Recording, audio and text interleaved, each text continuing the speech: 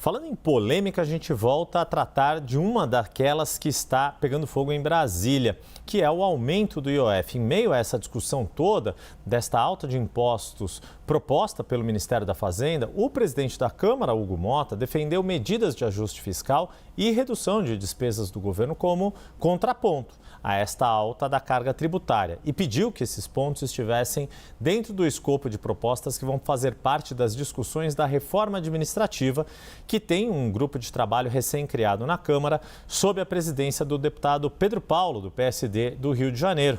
Pois é, quem a gente recebe agora aqui no Agora CNN para uma entrevista bastante importante. O deputado já está na tela conosco, assim como meus colegas Jussara Soares, analista de política, e o diretor de jornalismo da CNN em Brasília, Daniel Hittner, que intermediou esta entrevista. Então, Hittner, vou pedir para você ter as honras, abrir os trabalhos aqui, depois Jussara Soares entra com a sua pergunta e eu arremato por aqui e deixo já meu boa noite a todos vocês, em especial ao deputado Pedro Paulo. Daniel Hittner. Boa noite, Yuri. Boa noite, Jussara. E principalmente o deputado aí que está tirando esse finzinho de tarde de domingo para nos atender. Deputado, queria que o senhor começasse explicando o que está em mente dos senhores, do senhor, do deputado Hugo Motta, dos demais integrantes do grupo de trabalho da reforma administrativa, porque, do ponto de vista político, mexer com reforma administrativa já é alguma coisa extraordinariamente complexa. Se a gente for colocar ainda medidas de ajuste fiscal numa proposta de reforma administrativa, tende a ser ainda politicamente mais sensível. Então, o que se está olhando? Por que incluir medidas de ajuste fiscal em algo que já é tão difícil de prosperar na Câmara dos Deputados? Boa tarde. Boa tarde, Daniel. Muito obrigado pelo convite. Que privilégio poder falar aqui com vocês e para a CNN. Yuri, Jussara, muito boa tarde. Bom, na verdade, eu fico brincando, Daniel, você escreveu uma matéria sobre isso, né? O presidente Hugo Motta me contratou no sentido figurado, né? Ele me delegou a responsabilidade de coordenar um grupo de trabalho sobre a reforma administrativa. E assim, nós iniciamos esse trabalho eu e mais 12 parlamentares escolhidos por cada líder de cada partido aqui da Câmara, e iniciamos o trabalho discutindo as questões que não são triviais, são complexas, da reforma administrativa, a questão do RH, do serviço público, a questão de criar um sistema de meritocracia, provocar uma mudança de cultura num Estado que é ineficiente, que entrega pouco e que há uma baixíssima percepção da população do que aquilo que ela paga de impostos é muito pouco retornado em termos de serviços, em baixa qualidade de serviços e muito pouco de investimentos que possa fazer o Estado aumentar a produtividade, progredir, ir para frente, né? O país ir para frente. Então, essa era a gigante tarefa que o presidente Hugo Motta me delegou, mas o que acontece é que a situação mudou durante a semana. Todos vocês acompanharam o que foi a polêmica de uma proposta de mudança do governo no imposto, que é um imposto regulatório, mas que essa mudança proposta pelo governo tinha o objetivo de alguma forma, reduzir os impactos de um crescimento absolutamente sem controle que nós estamos vendo no orçamento de 2025, principalmente daquelas despesas que são despesas engessadas, despesas que são amarradas por alguma legislação, aquilo que a gente chama de despesas obrigatórias, que está consumindo toda a disponibilidade de recursos no governo. Então, o Ministério da Fazenda anunciou uma mudança nas alíquotas, um aumento das alíquotas de IOF. Isso causou uma profunda consternação, uma profunda reação do Congresso Nacional por conta desses sucessivos aumentos de alíquotas e um ajuste que o governo tem se proposto, um ajuste que só olha um lado da moeda, que são os aumentos de receita, os sucessivos aumentos de receita. Então, essa polêmica, ela culminou em mais de 25 projetos de decreto legislativo, que é um instrumento para que o parlamento anulasse um decreto do governo federal. E essa polêmica ela culminou numa reunião que teve com o presidente Hugo Mota, com o presidente da Câmara, o presidente do Senado, Davi Alcolumbre, com o Ministério da Fazenda, e que nessa reunião houve a cobrança do Congresso Nacional para que o governo apresentasse não só uma proposta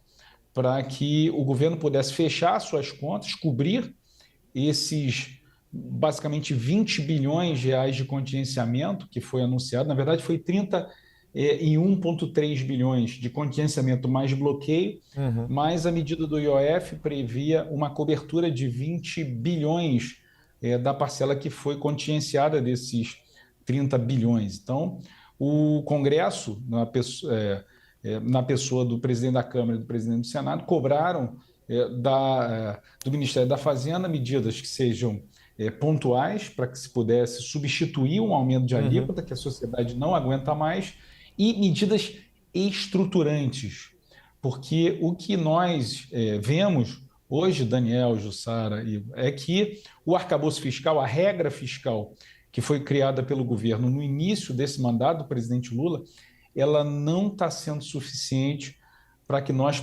possamos corrigir uma trajetória de quase 15 anos de déficits fiscais sucessivos. Ela é uma regra fiscal bastante frágil e ela não está conseguindo fazer isso. Portanto, o presidente Hugo Mota me encomendou que estudasse algumas medidas que pudessem ir na direção dessas reformas estruturais, desses ajustes estruturais para que o orçamento pudesse voltar ao equilíbrio. Desculpa. Não, presidente, deixa eu só passar já para a Jussara Soares para a gente ir girando aqui os assuntos. Jussara. Deputado, obrigada pela entrevista.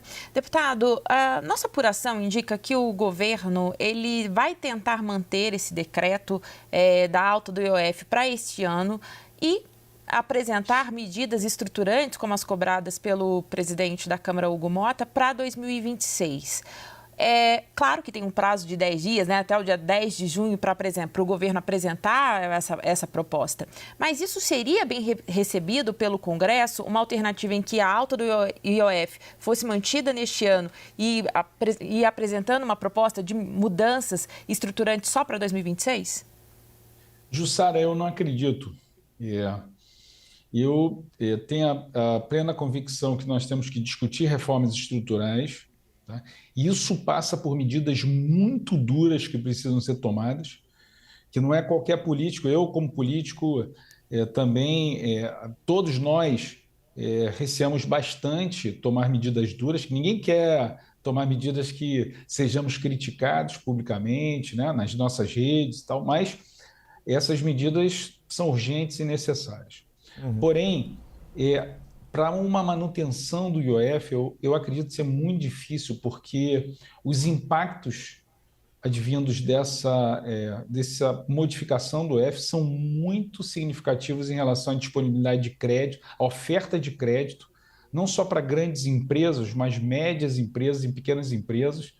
Essas medidas que parecem, às vezes, pequeno você fazer uma alteração de alguns pontos percentuais no IOF, mas isso dá um impacto bastante significativo no crédito, no fluxo de caixa do curto prazo das empresas. E olha que nós estamos vivendo em um país onde a taxa de juros já chega a quase 15%, a Selic, né? A Selic é a taxa básica, mas não é a taxa que chega ao consumidor final, ao tomador do crédito, principalmente as empresas. Então, eu acredito que o caminho de uma mudança na alíquota do IOF é algo que não vai ser aceito pelo Congresso. Deputado. Mas eu acredito que agora sim uma insistência do Congresso Nacional para que a gente possa tomar medidas estruturantes. E há um conjunto de medidas que podem ser substitutivas do IOF no curto prazo, mas eu acredito que insistir nessa majoração da alíquota de IOF, eu acredito que vai ser um erro, e o Congresso Nacional seguramente, pelo que eu tenho escutado, vai rechaçar qualquer tipo de alteração. Pois é, aí nesse contexto, e reconectando com o que havia perguntado o Daniel Rittner, deputado, o grupo de trabalho da reforma administrativa pode acabar se transformando num grupo de trabalho que aborde uma reforma fiscal administrativa? É fundamental no trabalho de vocês que os resultados de contas públicas, que é uma das áreas que o senhor tem mais especialidade, sejam demonstrados o quanto antes e que isso já tenha uma anuência não só aí na Câmara dos Deputados, casa da qual o senhor faz parte, mas como o senhor disse, também no Senado teria respaldo para uma iniciativa desse tipo, de que esta reforma também aborde questões fiscais mais estruturantes?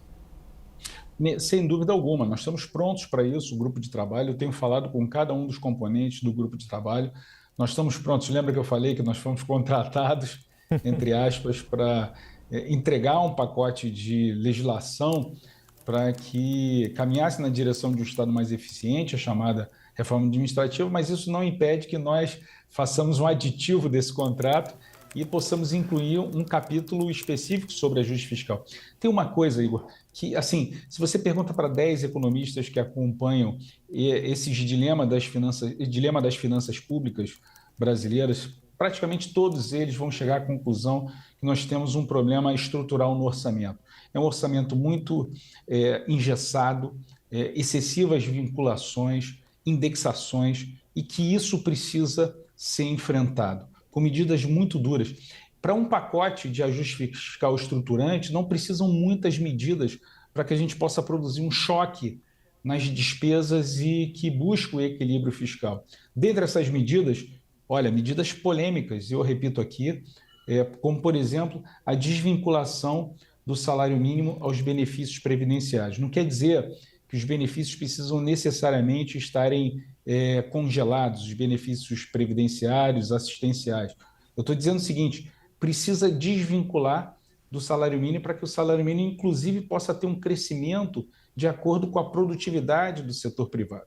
E aí o que vai acontecer com os benefícios previdenciários? Você pode vincular ele, por exemplo, à regra geral do crescimento da despesa, que eu particularmente não gosto do arcabouço fiscal, mas é a regra que o governo escolheu. Então, vincula o benefício previdenciário e os benefícios assistenciais à regra do arcabouço fiscal. A mesma coisa vale para as despesas de educação e saúde.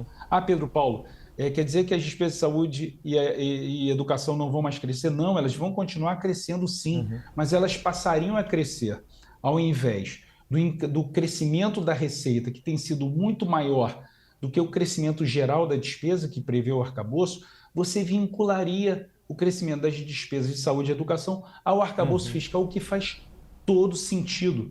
Mesmo que o choque de redução da despesa não seja muito grande no curto e médio prazo, mas você traria uma disciplina para todas as despesas, e essas 3 despesas, dos benefícios previdenciários, das despesas de saúde e das despesas de educação, elas não mais implodiriam, como estão acontecendo, o orçamento geral, porque elas estão comendo completamente a disponibilidade de receita. E somada a essas 2 medidas, uma também muito importante, que é o gasto tributário, os incentivos fiscais. Todo o Brasil discute isso. Nós precisamos, de alguma forma, ter uma contribuição daqueles setores econômicos que estão ganhando algum tipo de incentivo que todos nós pagamos, que a sociedade paga, uma redução pequena. Eu dei um exemplo numa entrevista recente que deu o Jornal Globo, de 10% desses incentivos fiscais, só da parcela que a sociedade está contribuindo para esses setores.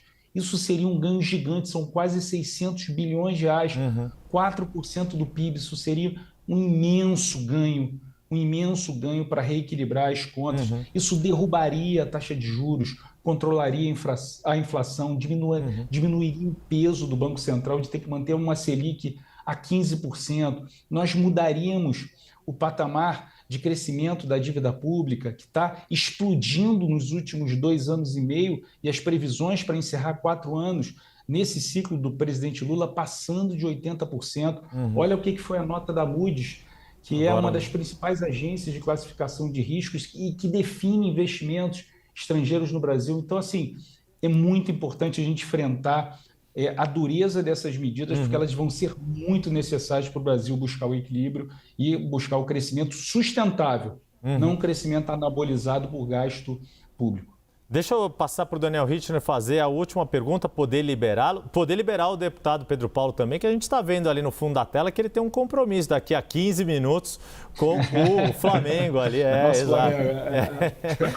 A gente já viu ali. Richtner, o meu eu já tive ontem com a Portuguesa na Série D, Yuri, então hoje eu estou liberado.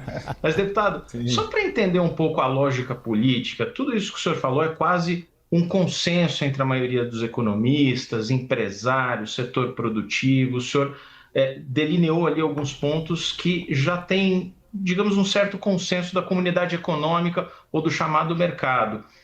Mas o governo não tem apoiado esse tipo de ajuste, basicamente porque isso, há um ano das eleições, ou pouco mais de um ano das eleições, alguém poderia chamar de pacote de maldade.